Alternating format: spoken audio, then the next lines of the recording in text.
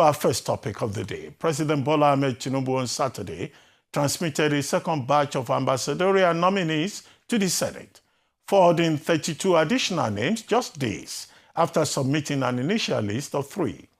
In 2 separate letters addressed to the Senate, President Godswill Akpabio, Tinubu urged the Senate to consider and confirm expeditiously 15 career ambassadorial nominees and 17 non-career nominees.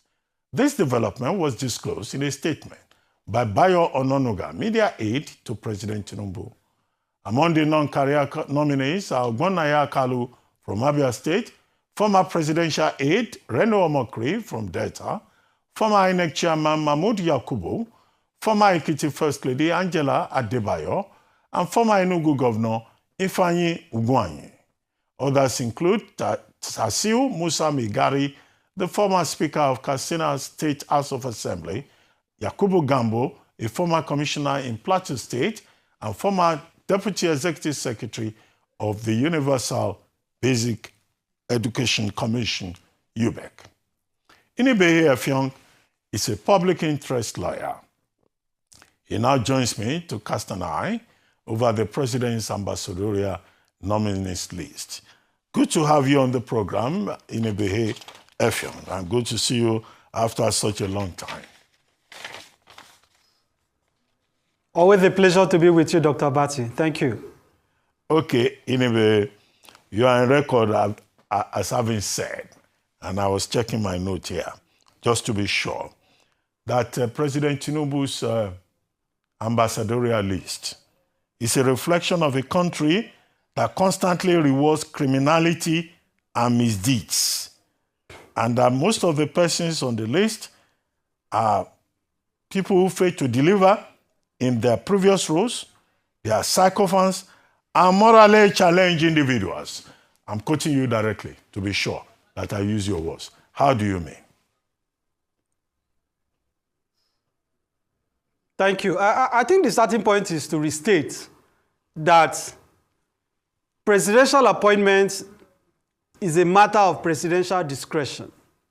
I am not contesting, I am not debating the power of the president to appoint persons that he deems competent, in quotes, or eligible to political positions, including positions of career and non-career ambassadors. What is, however, at stake here is that when a president exercises this prerogative, when a president invokes his appointive power under the Constitution in favor of individuals, the nature of the appointments in terms of the character, the pedigree, the qualifications of these individuals speaks to the character of the president himself. So when you have a situation where 17 non-career ambassadors or persons have been nominated as non-career ambassadors, subject to the confirmation of the Senate, and 15 career ambassadors, you examine the list, and what you find is that, first, this appointment is coming on the 3rd year of Mr. Tinubu's presidency. Dr. Bati, that is remarkable. Because if the excuse is that the president needed time to scrutinize persons eligible to represent Nigeria as diplomats abroad in the position of ambassadors, it took him 3 years. It took President Tinubu, the master strategist in quotes, 3 years to come up with Reno Omokri as a non-career ambassador. It took him 3 years to come up with the name of Fani Kayode, former Minister of Aviation, as a non-career ambassador. 3 years to come up with the name of former governor of Abia State, Igbazu. Okay. As a non-career ambassador. Inebe. And I can go on and on. Okay, Inebe. The point is that... Inebe, it's not 3 years. It is... Yes, Dr. Basi, confirm you can hear me, please. It is 2 years, 2 months. Just 2 years, 2 months, to be specific. But the issue is, okay, this person... Well, I get the point. I'm saying this is his 3rd year. Okay, well, no, just to be specific. But are there persons on that list that you have issues with? In his third year. This is the third year of his presidency. But are there persons specifically that you have issues with? Because if you look at the first three that he announced, these are career, they may describe them as non-career, but these are very experienced intelligence officers, either from NIA or from DMI. I'm talking about Ambassadorial, Ambassador Dalhatu, and Colonel Kayode Are. These are highly experienced persons who understand the international terrain. If you check the non-career ambassadors list, most of those people, they are from the intelligence agency. So there must be some kind of emphasis that the government is trying to prove. Now, maybe your problem is with the politicians, but why don't you identify them specifically and say these are the people that you have problems with? But in terms of competence, there are a lot of people who have intelligence background, who have diplomatic background on that particular list. I'll probably mention the names when I do my own personal analysis. I have highlighted some of the individuals on the list. Name them. The one I find most offensive to me, the one I find most upsetting, is Professor Mahmood Yakubu. What is the basis of his appointment? Did he deliver credible elections to Nigerians? What is the basis? What are you awarding him for? Of course, Nigerians are not mistaken. This is a thank you package, handsomely delivered for a man who told Nigerians, who told the international community that IREF was going to guarantee the legibility, the credibility of our elections. For a man who supervised one of the most disputed, heavily contested electoral contests in our country. He's not a man of high credibility as far as I'm concerned. And he just left INEC, and you are awarding him as an ambassador. It is not a coincidence. Then look at even the OK that you have mentioned. Is it no longer under investigation? Some of these individuals have active anti-corruption cases with the EFCC. No, Ambassador has been cleared, even by the EFCC itself, that he has no case to answer. And his experience, I can report to you, is distinguished.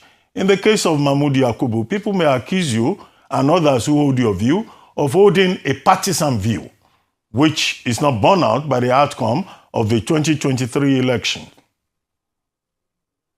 So are you expressing a partisan view? Well, those who make that accusation, they're entitled to their opinion.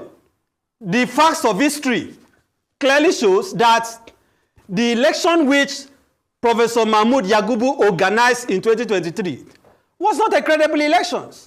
Yes, the courts have made their pronouncements, but Nigerians are entitled to share their experiences which they witnessed in that election. And I have given you a particular instance. This is a man who told the international community, who told Nigerians that IREF was going to guarantee the integrity of our elections. Till date, he has not explained the glitch that happened. Why is Reno Mokri on the list? Why is Fani Kayode on the list? What is the resume of Reno Mokri? No, Fani Kayode is an experienced man. To represent Nigeria as what? No, just wait. Is this a comedy? He's been Minister of Aviation. He's been Minister of Culture, I think, in the country. He has had many titles. And so, he's eminently qualified. Why would you say a man of such quality experience cannot be an ambassador to represent the interest? All these appointees are representing the president on behalf of the country. And you started by saying the president has a prerogative to choose his own team. So you are contradicting yourself. That prerogative? Yes. Yes, I'm saying, Dr. Bati, I'm saying that prerogative has to be exercised in the public interest. It has to be exercised transparently. It has to be exercised on a moral pedestal. The Fani Kayode that is now going to represent, because who is an ambassador? An ambassador is a representative, a diplomatic representative of a state. An ambassador is the eye of the country, the primary image of a country. An ambassador basically speaks to the values of a country. So when you nominate a person as an ambassador, what you are telling the country that you are posting that ambassador is. This is who we are as a country. This is who is best suited to represent us. Fani Kayode that is now being nominated as an ambassador. Here is a man who changes his mind at every meal. Okay. He has breakfast in the morning. Okay. When he's having lunch, he says a different thing. Okay. Look at Reno Mokri. Okay. Here is the same man who has gone on public record to speak about this same president in a manner that clearly shows that Tinubu is not eligible, is not competent. Okay. Now you are telling Nigerians that he's the best person to be an ambassador to represent our country. Okay. Because he has become a nuisance on social media. Okay, Inibe, if I may just summarize, as a student of the subject, and I'm not boasting, it's a fact. You have identified the point that the president has the prerogative. The second point is that all of this that has happened so far is not automatic. Why is it not automatic? Because first, the Senate has to screen. Second, the country has to apply for what is called agreement. Now, it's only when you have the agreement from the receiving host country that you can now send the formal letters of credence. So we're not there yet. The Senate may reject some of the nominees. The letter of agreement sent to the receiving host countries may be rejected. And so this is not final. But it is good that people like you are expressing their concerns. I also note, only 35 so far have been named for nomination. Nigeria has 109 missions worldwide. So we still have a long way to go. But I would like to thank you very much for joining us on the program and for expressing your concerns. Well, thank you very much indeed.